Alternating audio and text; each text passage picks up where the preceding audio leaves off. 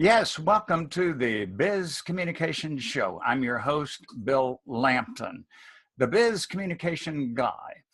In our business performance, we know that we need strong communication skills so that we can excel in management, leadership, sales, customer service, marketing, teamwork, and yes, profits as well.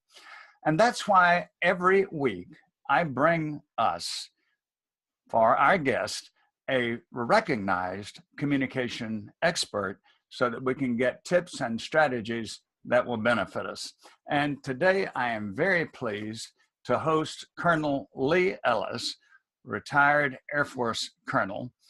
He's got an incredible story, 53 fighter missions in North Vietnam, shot down in 1967, a captive for 5.5 years. Colonel Ellis takes those lessons that he learns then, and many of them about communication. He shares those through his coaching, his speaking, his consulting, and his books. And in fact, I highly recommend his books, two of which I have here. I've reviewed them on Amazon, and I highly encourage you to get Leading with Honor and Engage with Honor. And now I'm very privileged to bring to us Colonel Lee Ellis. Hello, Lee. Good morning, Bill. Good to be with you. Delighted to have you with us. And again, your story is one that inspires me and many Americans and many people worldwide who value freedom and courage. And I should add that your books have been award-winning books with the Indie Awards on many occasions. Now, I mentioned your imprisonment in North Vietnam for 5.5 years. One of the things that you talk about in your book is that to survive and to keep morale high and to keep the team together, you were not openly allowed to communicate with the fellow captives. And so there was an ingenious way that you designed to do that. Talk with us about that, please. Well, you know, that tapping on the walls and code was an ingenious way, but it actually came from World War II in one of the prison camps there. And one person learned it in survival school prior to going to Vietnam. And he was an early shoot down and capture. He brought it in with him. And it was so simple. It sounds a little complicated, but when you have plenty of time to practice, as we did, as a POW, anything that kills time is your friend. But the code is a 5x5 matrix. So there's 26 letters in the alphabet, and you start in your 5x5 matrix with A, B, C, D, E in the first row, and then F, G, H, I, and J in the next one. And we left out K. We use C for K. So now we have 25 letters in our alphabet, and you always go down and then across. So if you wanted to say hi, you tap twice and then 3 times for the H, and then twice, go down 2 rows, over 3 columns for the H, and 2 and 4 for the I. So it would sound like this: tap, tap, tap, tap, tap. That's your H, and then tap, tap, tap, tap, tap, tap for your I. So after a while, it became second nature. It was like learning a language. You hear the taps and you know what the words are. So, and by the way, we had shortcuts long before cell phones. We had lots of shortcuts for everything. So who originated that? One guy named Smitty Harris, Captain Carlisle F. Harris, but we call him Smitty, came in and POW number 14, number 5, I believe, very early, and brought that in, and it spread. It was like we had to get that word out, and we would take great risks to share that with you POWs, because you have to communicate, as you were talking about and so often do. Communications are so important. They're important for connecting and getting clarity about your mission and what's going on in the organization and what our goals are, what are the obstacles to our goals, and what did you experience, and how can we combat that, and what can we learn from that, as well as morale. Because when someone's alone, that's a terrible place to be. And you've got to reach out to them, communicate with them, and let them know they're appreciated, they're valued, and they're important. It was certainly a misnomer that is very prominent in the public, that it was the Hanoi Hilton. I remember you said that one area that your associates, your fellow soldiers were pushed into, even had a cobra waiting in there. Yeah, that was the mountain camp that we went to near the end of the war when the bombing really kicked in. We had not been bombing in North Vietnam for several years. And then to get them to the peace table, Nixon finally unleashed the B-52s, and that really scared them that they were going to lose all their hostages. So they took half of us and put us on the Chinese border in a camp that had been deserted. And it was on the side of some hills and mountains up there, no electricity.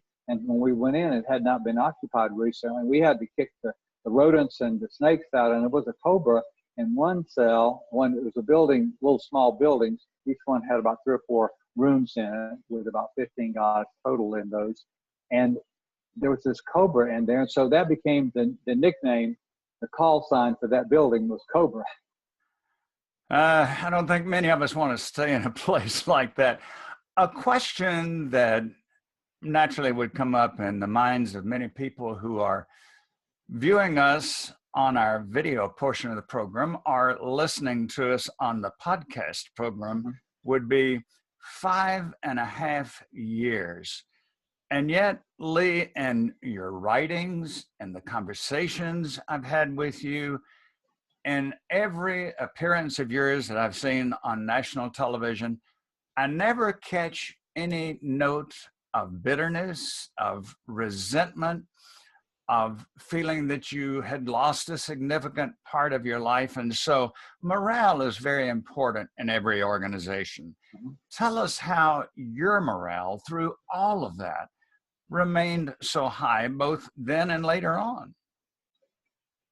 I think, first of all, we were people who, by nature, it was mostly aircrew people there, which tend to be problem solvers, fairly confident, and positive thinkers. So we had a positive attitude, but it was a very difficult situation. And what made it doable, I think, was the fact that we had great leadership, courageous leadership that set the example.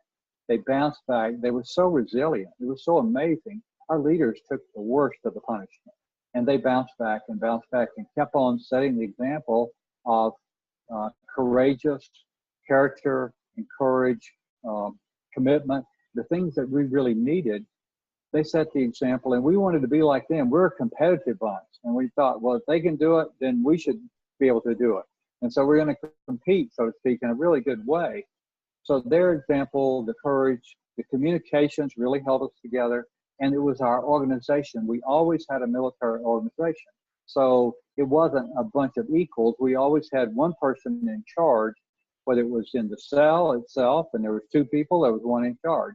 If it was a room of 5 or a cell of 5, there was one person in charge. If it was a cell of 52, which I was in one time, then there was one person in charge. So I think that really contributed a lot. And we had that good communication, even though we had to fight for it.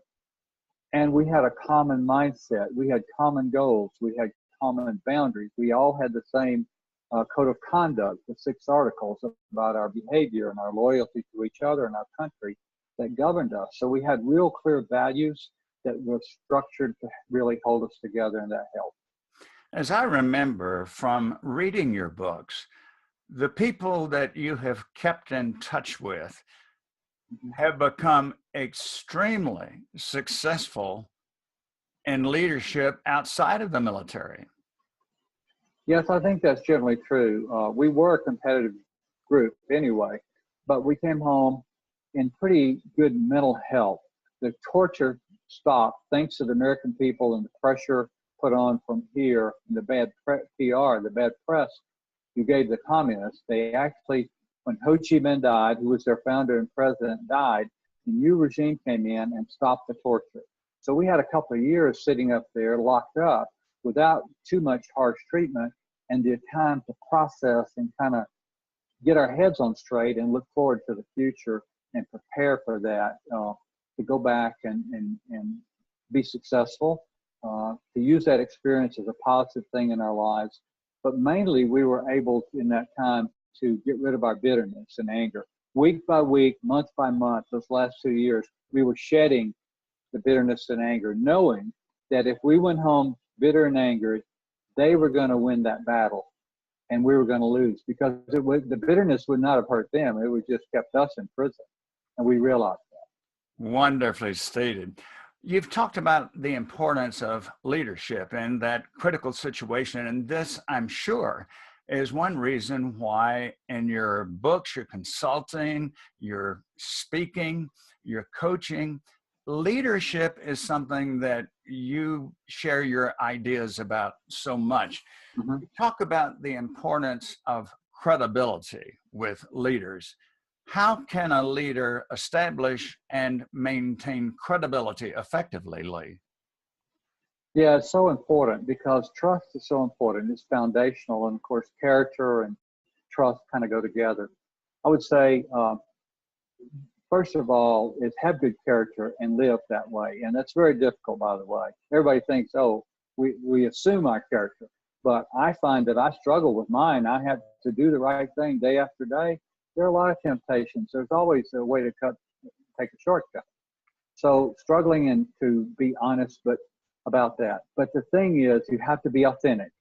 People want to follow someone who's real and who acknowledges their weaknesses, who deals with them, who admits them and moves ahead and says, I'm working on this.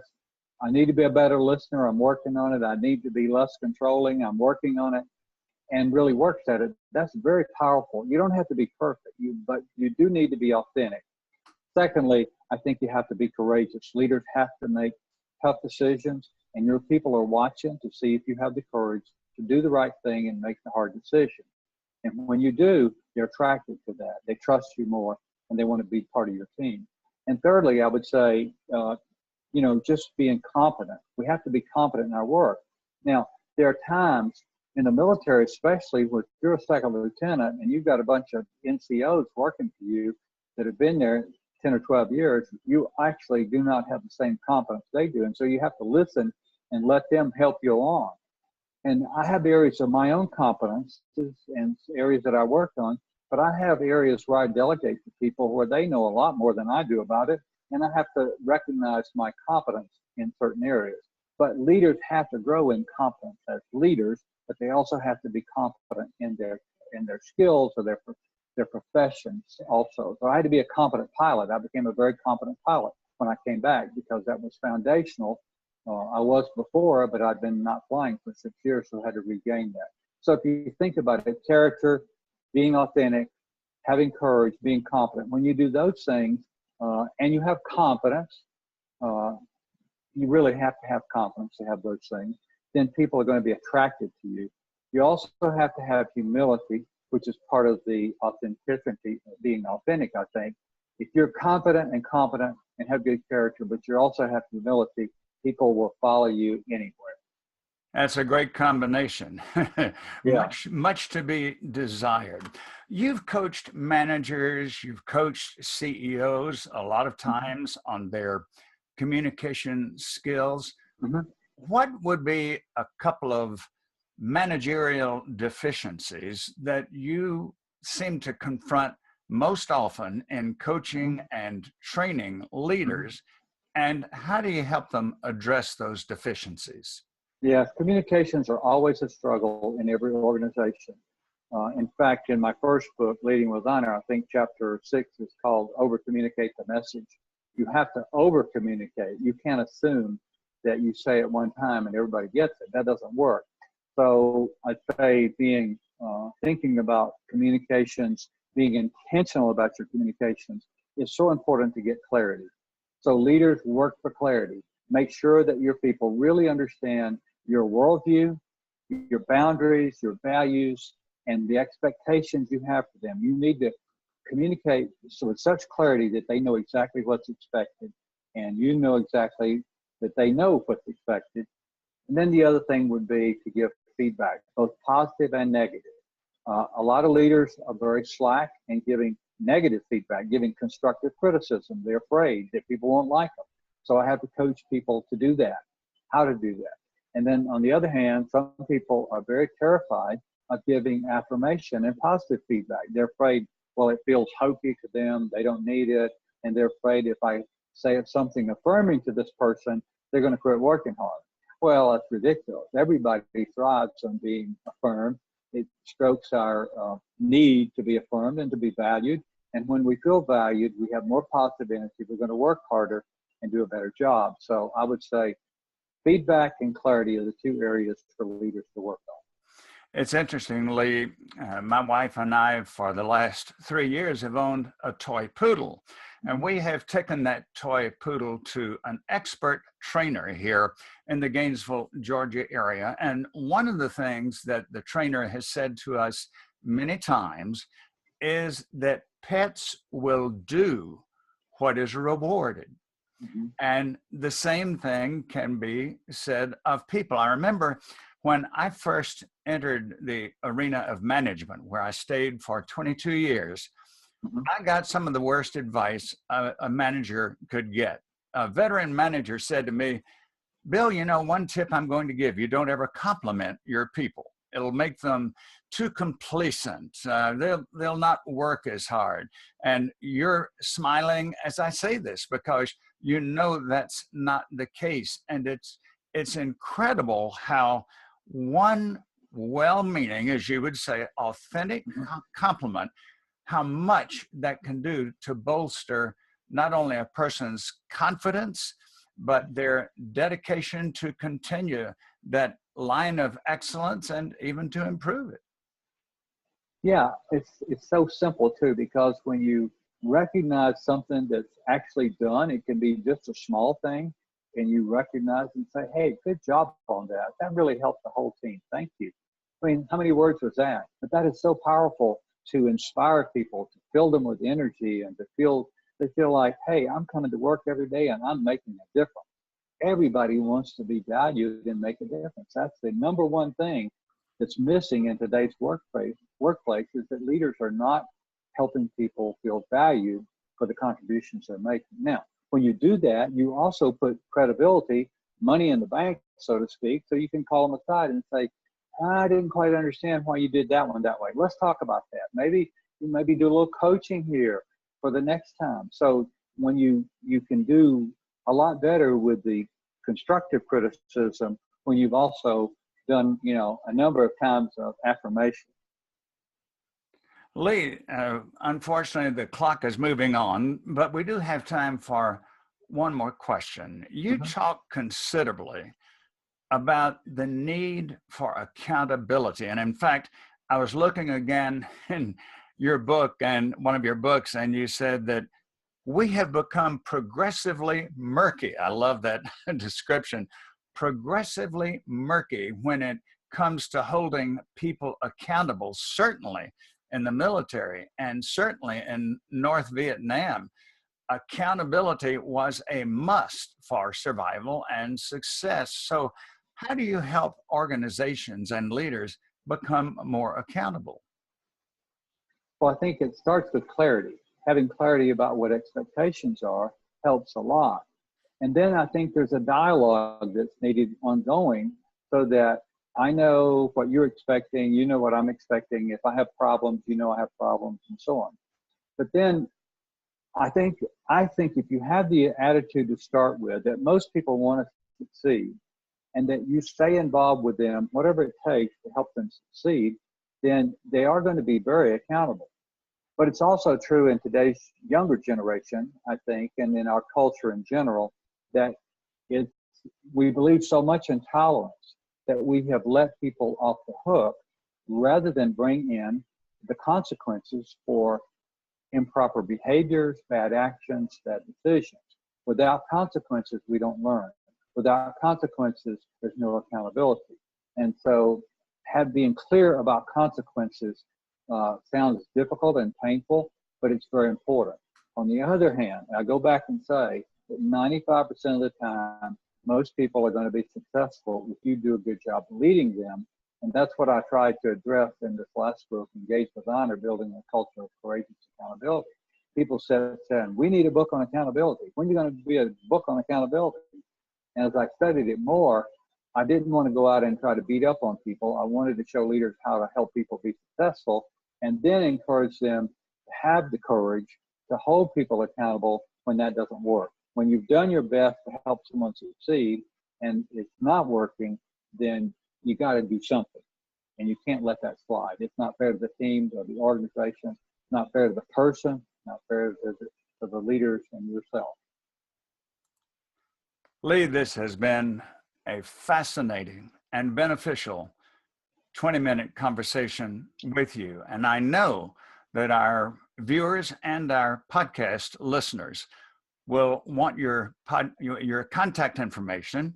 So please share that with us, and also tell us how we can access and purchase your books. Well, thank you. Yes, the books are on Amazon.com, and you can also read more about them at leadingwithhonor.com. That's our website now. We've consolidated our speaking and writing and bookkeeping and our book writing and consulting and training into one website called leadingwithhonor.com. And you can access my blogs there. You can get to my Facebook, which is, I have a Leading with Honor public Facebook and a Leon Lee Ellis public Facebook. They're the same. Then on LinkedIn, Leon Lee Ellis on LinkedIn, we'll get to there. We have a group where we, again, bring forth leadership articles every month. It has a link on there to my blog. I do a 5-minute video blog every month on leadership topic, and a written 600 to 700 word blog on the same topic every month. So those are all published there. You can get access there. Just go to leadingwithhonor.com. You can get it all. And all of it is well worth getting, I can assure everybody. I also want to share my contact information, Biz Communication Guy. And so that's Bill Lampton, and the website is Biz, that's B-I-Z, bizcommunicationguy.com. I invite you to go there, see how my services will benefit your company, help you solve your corporate communication problems, and also how I work with individuals to help them become highly persuasive speakers. Lee Ellis, thank you again once more for being a terrific resource for so many people, and definitely for us today. We really appreciate it. Well, thank you, Bill. And you know, you coached me in my speaking when I first became a professional speaker about 5.5, 6 years ago. And it was wonderful coaching that really helped me along the way.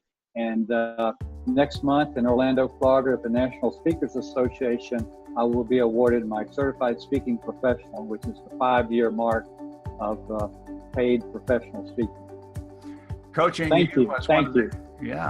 coaching you was one of the easiest tasks and most pleasant I've ever had. It's been wonderful to see your great progress. Again, thanks for being with us, everybody, on the Biz Communication Show. Next week, we will bring you another recognized communication expert. Until then, happy communication to you.